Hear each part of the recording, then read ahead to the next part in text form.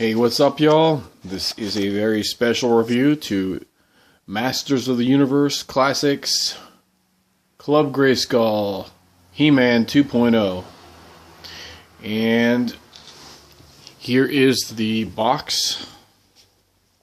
It's got the logo of He-Man and the Masters of the Universe. That's the actual title of this series. And there you go, like the box. And it shows the top, Grayskull, and that on the bottom. And then we pull this off, and it showcases the figure within. Kind of similar stuff. Actually, it all is, except that you can see in the window now. But it has something a little different on the back. And it actually reads, based on the success of Mattel's toy line, the animated He-Man Masters of the Universe debuted in 1983 and immediately delighted young fans with a unique storyline and interpretations of characters that until then had existed only in plastic.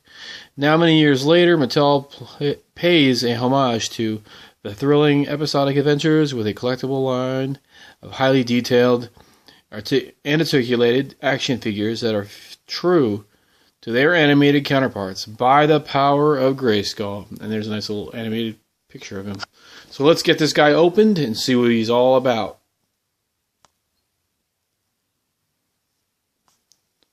First off, some of you have been wondering, what is that stone slab that comes with him? Well, if you've seen the movie The Secret of the Sword, very old movie. Remember when Shadow Weaver was draining He-Man's strength and Hordak, they were in that box thing they had him in. They had both the swords, and she said she'd discover their secrets. Well, you can take those filmation style swords and put them in there. And it's actually another cool filmation artifact. And it looks really nicely. Looks nice to display. And now for the fun part, we have actually He-Man himself. And it's really nice. You can actually put him in some nice poses. The ankles actually bend to the sides, which some people have a problem with. I don't really see a problem with it. I'm not going to cry over it. So it can up and down, left and right. I don't like moving my figures around. The ankles can pivot at the leg area.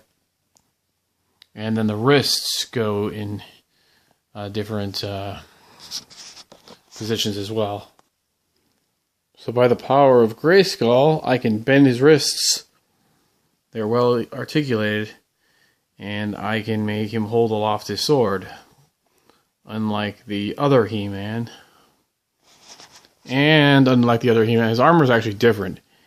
It connects here at the sides, the bottom sides. And not only that, it has a sword sheath.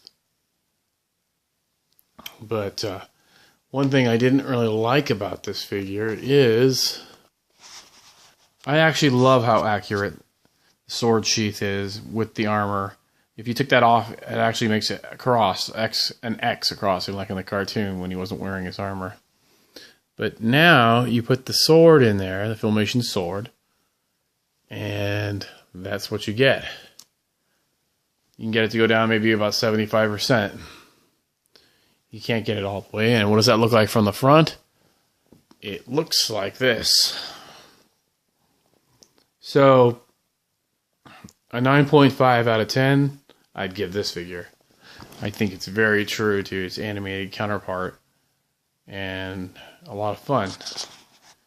Very beautiful one. I'm looking forward to Skeletor and the others.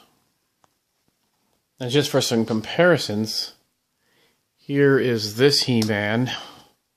The first He-Man, but I put the extra head, classic style head from the Club Eternia exclusive caveman original first comic book savage looking He-Man. And if you're into the comic style, I mean, look at these, the way the armor is designed, the cross, the rivets, the red dots on the top, the belt, the furry pants, the furry boots. It's all pretty different. And of course, this armor comes off up here. It's completely different. He doesn't have that scabbard thing. And that's what you get with these two. I didn't put the see, the original head is supposed to look like this. So this is original head compared to new head. So I have my original one put away. I like keeping the vintage style head on the on this version of He-Man. I have another He-Man like that too, but anyway, I'm just gonna do some comparisons for a moment.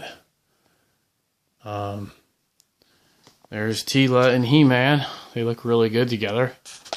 I don't care what some people say. I think the line is really good that they made this, and I think it's not bad at all. And here he is next to the most filmation accurate Man-at-Arms to date. Maybe if they came out with a different head, it would actually make that much of a difference. But yeah, it just looks really great together. And for some more filmation love, you got Lizard Man. Just like the cartoon. Everything. Down to the last detail. And here he is next to his very film accurate sister, She-Ra. And as you can see, very filmation-y between the two. Very nice. So my final thought on this is, was He-Man worth picking up? And the answer is definitely. If you missed out on him, you should have bought him. You should have got the subscription. And that's it. That's why people lost out. There was a limited supply. So you snooze, you lose. I'm glad I got mine. I have a few more. But they're for friends, so they get them at what I paid. And I keep one sealed for me and one loose. So yeah, I'm very happy with this figure, and you can find them on eBay. They're probably going for around $75 now. Very limited run these were made in, so I hope you've enjoyed the video. If you have any questions, please feel free to email me and like this video and subscribe. And I will talk to you or see some of you soon. All right, have a good day now.